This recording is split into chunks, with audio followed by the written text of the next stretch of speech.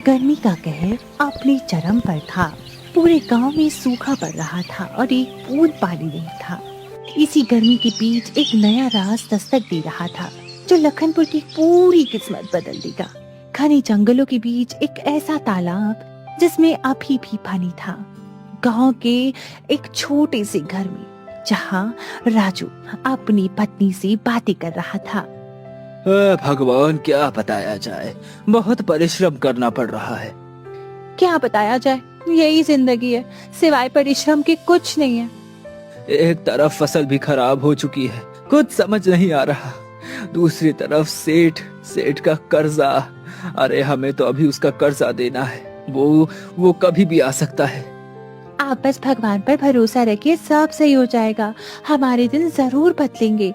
मैं खाना लेकर आती हूँ। मान्या रसोई घर जाकर खाने के लिए सूखी रोटी और पानी लेकर आती है। ये लीजिए खाना। बस आज यही है क्या मान्या? हाँ राजू जी, बस इतना ही है। कुछ राशन नहीं है घर में, एक दाना नहीं है जिससे मैं कुछ बना सकूं। यही सूखी रोटी है, पानी के साथ खा लीजिए। हाँ, अब और कोई रास्ता भी तो नहीं है। राजू नाश्ता करके खेत की ओर फसल देखने के लिए निकल जाता है। तभी रास्ते में उसे सेठ हंसराज मिलती है। हंसराज को देख राजू के पैर कांपने लगते हैं।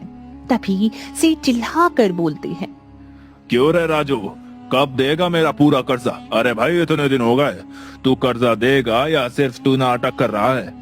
मैं कोई नाटक नहीं कर रहा सेठ जी। बस मुझे थोड़े दिन के लिए मोहलत दे दीजिए। मेरे पास पैसे नहीं, जैसे ही पैसे आएंगे मैं आपको दे दूंगा। आपको तो पता ही है ना, गर्मी कितनी हो रही है, पूरी फसल खराब हो रही है। हम गरीब लोग क्या करें? हमारे पास तो 2 रोटी भी नहीं है कि उसे खाकर अपनी भूख मिटा सके सेठ जी। मैं वो सब नहीं जानता, मुझे मेरे पैसे चाहिए। 10 दिन के बाद तुम्हें पूरे पैसे देने होंगे।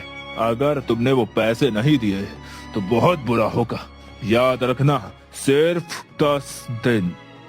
जी सेठ जी, मैं कोशिश करता हूँ। मैं नहीं जानता, कोशिश करो या मेहनत, मुझे मेरे पैसे दे देना। राजू निराश मन से खेत की ओर जाता है। खेत में जाकर वह देखता है उसकी सारी फसलें खराब हो चुकी हैं। उसमें कीड़े लग रहे हैं, टिड्डियां उसकी फसलों को खराब कर रही हैं। हे भगवान मैं तो लुट गया, बर्बाद हो गया। हे भगवान मैं क्या करूं? हे ईश्वर मेरी मदद कर। राजू रोते हुए अपने घर जाता है। मान्या राजू की ऐसी हालत देख बहुत परेशान हो जाती है और बोलती है, हे भगवान, आपको क्या हो गया? आप इतना रो क्यों रहे हैं? संभालिए खुद को।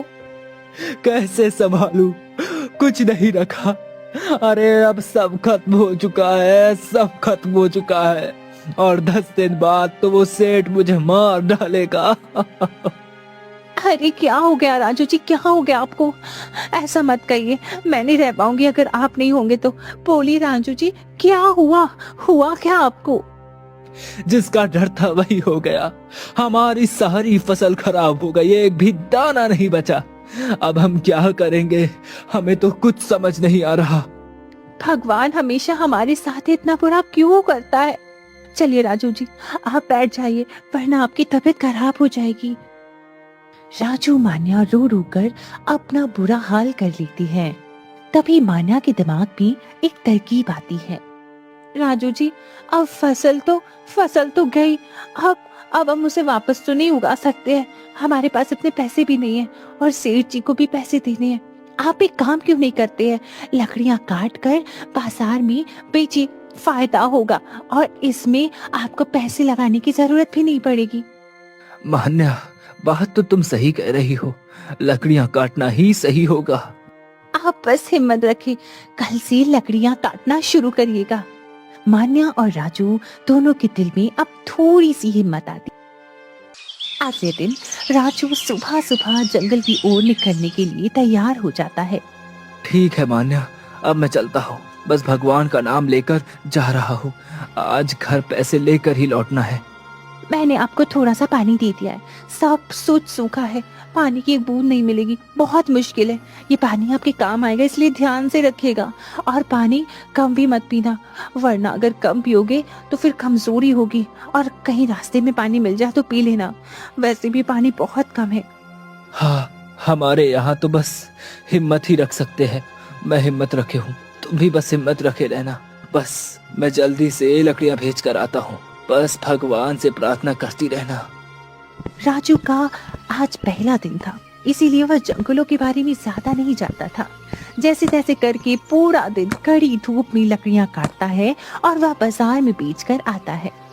उसकी लकड़ियां भी इतनी ज्यादा अच्छी नहीं थी, इसीलिए वे लकड़ियां बहुत ही ज्यादा कम दामों में बिकी। पूरा दिन कड़ी मशक्कत करने के बाद वह घर आया तो उसके पास कुछ ही पैसे थे। तभी मान्या, राजू दोनों आपस में बात करते हुए बोलती है। मान्या, हमें तो आज सिर्फ इतने ही पैसे मिले हैं, ये तो बहुत कम है। इससे तो सिर्फ 2 रोटी आ जाए तो वही बहुत बड़ी बात है, पर अभी इसमें इतने पैसे भी नहीं हो पा रहे हैं कि हम सेठ जी को दे सके। क्या ये सही है?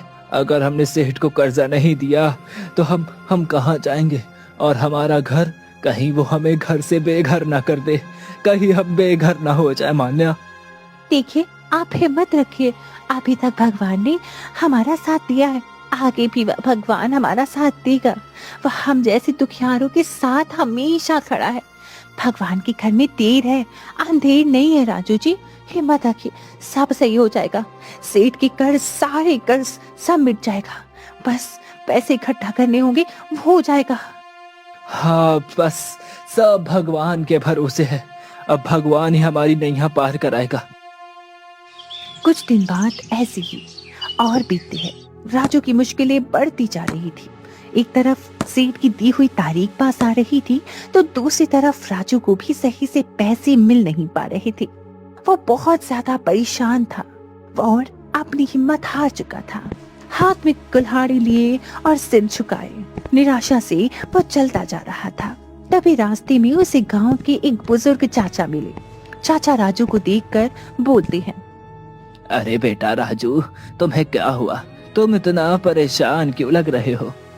क्या बताऊं चाचा, एक तो यह गर्मी का कहर, ये गर्मी मुझे मार डालेगी, और दूसरा ये सेठ। सही कह रहे हो। अरे ये गर्मी बहुत ज्यादा है, इस बार तो कुछ ज्यादा ही गर्मी पड़ रही है। पर सेठ का क्या चक्कर है? उसने क्या कर दिया? क्या बताऊं चाचा, बहुत बुरे दिन चल रहे हैं। फसल बेकार हो चुकी है और घर में एक अन्न का दाना नहीं है। क्या करूं, कुछ समझ नहीं आ रहा। और दूसरी तरफ सेठ अपना कर्जा मांग रहा है, पता नहीं कैसे उसका कर्ज भरूंगा। अच्छा बेटा, वैसे तुम आजकल कर क्या रहे हो? चाचा, आजकल मैं लकड़ियां काटता हूँ और उन्हें बाजार में बेचता हूँ। पर लकड़ियां अच्छी नहीं है, उसमें इतना फायदा नहीं हो पाता, क्योंकि जंगल में अब अच्छी लकड़ियां कहाँ ही हैं। और अगर ऐसा चलता रहा तो शायद हम कर्जा नहीं भर पाएंगे। हाँ, तो एक काम करो, तुम यहाँ से पश्चिम की ओर जाना, वहाँ पर एक जंगल है, वहाँ पर बहुत सारी अच्छी लकड़ियाँ मिलेंगी। पर हाँ, एक बात जरूर याद रखना, एक शर्त है। क्या कैसी शर्त? आप मुझे शर्त बताइए, मैं जाने के लिए तैयार हूँ। उस जंगल में कहीं तो एक तालाब है। अब पता नहीं वो तालाब भरा है या सूखा है, मुझे नहीं पता। पर हाँ, वो तालाब को कुछ करना मत, उसमें से कोई चीज निकालना मत, वरना सही नहीं होगा। अरे बड़े सयाने कहकर गए हैं कि वह तालाब सही नहीं है। कई लोग कहते हैं कि वहाँ कोई आत्मा है, तो कोई कहता है वो कोई रहस्यमय तालाब है। बस तुम लकड़ियां काटना और उसे लेकर बाजार में बेचना, महंगी बिकेंगी और अच्छा दाम मिलेगा। राजू चाचा की बात समझता है और उनकी शर्त मानता है। अगले दिन से ही वह एक नई उम्मीद के साथ अपनी कुल्हाड़ी के साथ उस जंगल की ओर निकल जाता है। धीरे धीरे वह आगे बढ़ता है और गर्मी अपनी चरम पर थी और बहुत ही तेज गर्म लू चल रही थी। राजू के कपड़े पसीने से तर-बतर हो चुके थे। राजू उन पेड़ों को देखता है जो काफी अलग थी। राजू उन पेड़ों को काटता है और खूब सारी लकड़ियां इकट्ठा करता है। राजू बाजार जाता है और उन लकड़ियों को बेचता है और सच भी वह महंगे दामों में बिकती है। आज राजू घर जल्दी पहुंचता है और पैसे ज्यादा लेकर जाता है। यह सब देख मान्या बोली, अरे वाह राजू जी, आज तो बहुत सारे पैसे हैं। हे भगवान, आपका बहुत बहुत शुक्रिया। आज तो आपकी बहुत ज्यादा आमदनी हुई है। हाँ मान्या, कल जो चाचा ने मुझे जगह बताई थी ना, मैं उसी जगह गया था। आज आज वहां जाने की वजह से मुझे देखो काफी अच्छी लकड़ियां मिली थी और वो बहुत अच्छे दामों में बिकी। इसलिए देखो बहुत सारा